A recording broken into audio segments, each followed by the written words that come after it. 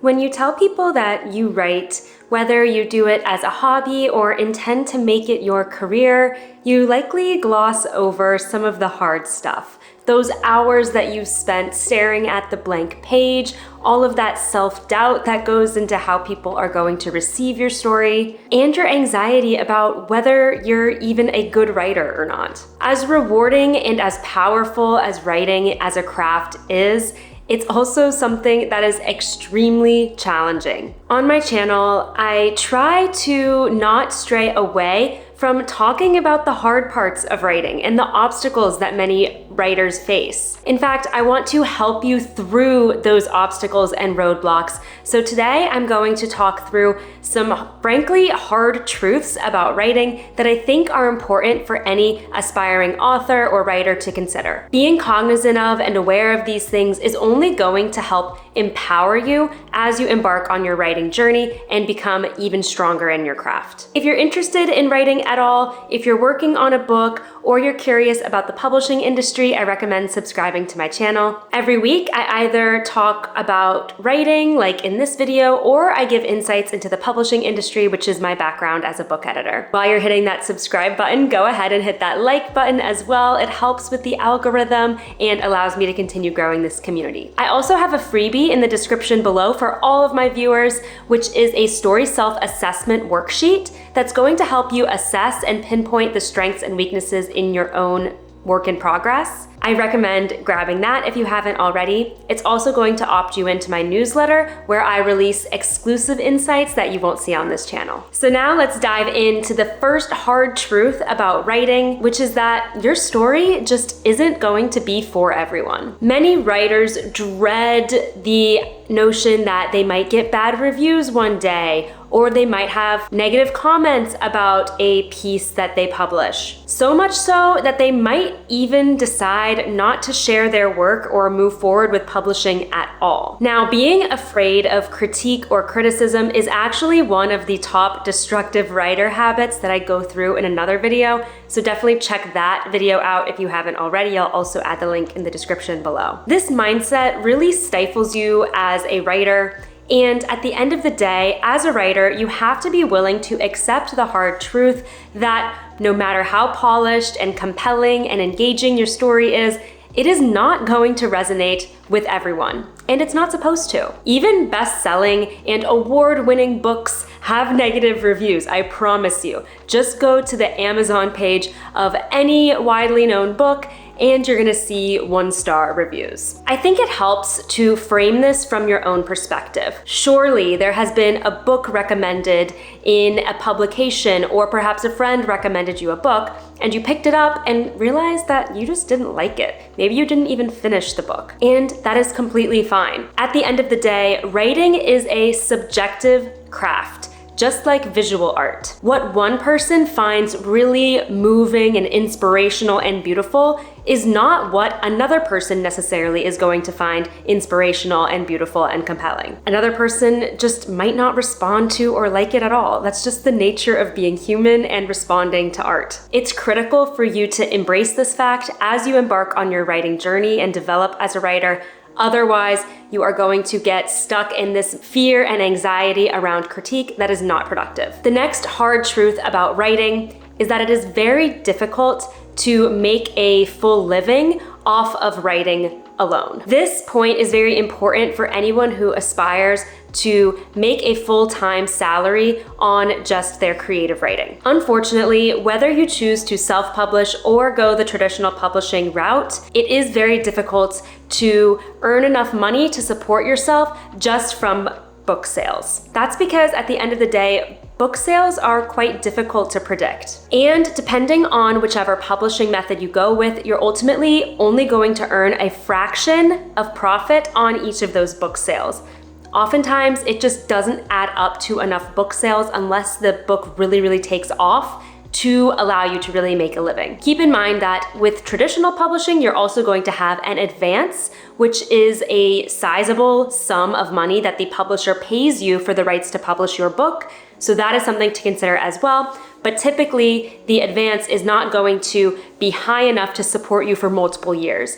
It might end up being the equivalent or even more than your current salary at your job, but that's a one-time payment that you typically get over many installments. So it's not really going to replace the need for another source of income, at least not for multiple years. So that's not to say that writers don't make a living off of writing. Of course they do. And when I worked in the publishing industry, there were several authors who I worked with that wrote full-time and supported their families on their writing income. That said, there were more cases of writers who had other jobs or other sources of income or side hustles that they did to supplement their writing income. Know that it is completely normal to still have a day job or a side hustle while you pursue your writing career. It is not expected that you're going to drop everything to become a writer, especially if you're a debut writer publishing your first book. And you can certainly still see success with your writing career while balancing another type of work. If you are in the process of looking to get your book published, it's just important that you keep this in mind and set realistic expectations for yourself regarding what type of income you want and expect to see from your book sales. That way, you won't be crushed if once the book is released, you don't meet a certain expectation. The next hard truth about writing is that your story might need major revisions. I know that for a lot of writers, their worst nightmare is having to rewrite their story. In fact, in many cases, revisions and edits can feel more grueling than the initial write itself. As a structural or a developmental book editor, I work with writers on the early drafts of their manuscripts to assess big picture elements. This includes pacing, plot development, character arc, point of view, basically everything that makes your story your story. As such, I will often make revision suggestions that do drastically alter some of those elements of the story. Perhaps adding or omitting a character's point of view, for instance, or perhaps starting the story at a different point, or even cutting a subplot or cutting a secondary character. These types of revisions might feel daunting, but with all the writers I work with, I encourage them to see the potential for what the story can become and where it can go. If you feel really, really strongly about retaining the story in its current form without doing any type of big overhaul, then you might actually be preventing your story from reaching its maximum impact and potential. In my experience, the most successful authors are those who embrace the revision process, see the value in it, and understand how it unlocks new potential and new opportunities in their work. I do also believe in the mantra that writing is rewriting, and if you conceptualize it that way too, you'll grow in your craft. The next hard truth about writing is that publishing is a time-intensive process. Whether you decide to try to traditionally publish your book or self-publish your book, it is going to take a significant amount of time, effort, and energy. It's typically a very slow and frankly time-consuming process. On the traditional end, first, you have to query literary agents and get an offer of representation, which can take anywhere from months to upwards of a year. Then you're likely going to work on rewrites with your agent, which could again take months. Then your agent is going to present the manuscript to editors at publishing houses. That typically takes at least a couple of months for them to review and ultimately make a book deal offer. And then once you do have a book deal, the book itself is not going to be scheduled for publication for at least a year or two out. So you can see how long that timeline is. And for self-publishing, while the timeline of publication is ultimately in your control, there are a lot of things you have to do to prep your book for self-publishing. You have to set up a marketing plan. You have to get a cover designer. You have to typically work with an editor, usually multiple types of editors, to get through all the different rounds of edits that you need to have a polished manuscript. You need to format the pages properly for whatever platform you're publishing on. You're also going to have to write the copy that goes on the book jacket as well as the online description. So while you might feel ready and really eager to see that finished book in your hands, believe me, I know how exciting that part of the publishing process is. I really recommend not rushing the publication process. Allow it to take the time that it needs, because that is ultimately going to give you the best output, and you're going to feel the proudest of your work when you give it the time it deserves. I have a video that goes through the types of publishing options available to you if you are interested in potentially getting a book published, so definitely check that out. And now the last hard truth about writing is that there is no shortcut or secret formula to learning how to be a successful author. There's not some secret key to writing an amazing best-selling book that can be repeated time and time again. There's no shortcut to take to suddenly become an outstanding writer. It's something that frankly you just learn by putting in the time and the effort. Writing is truly a lifelong craft, something that you can always work on and continue to improve, which is part of the beauty of it. It's unlikely that you're ever going to reach a point in your writing career where you feel like you've got it all figured out. Just like every visual artist has their own technique for putting a paintbrush to a canvas,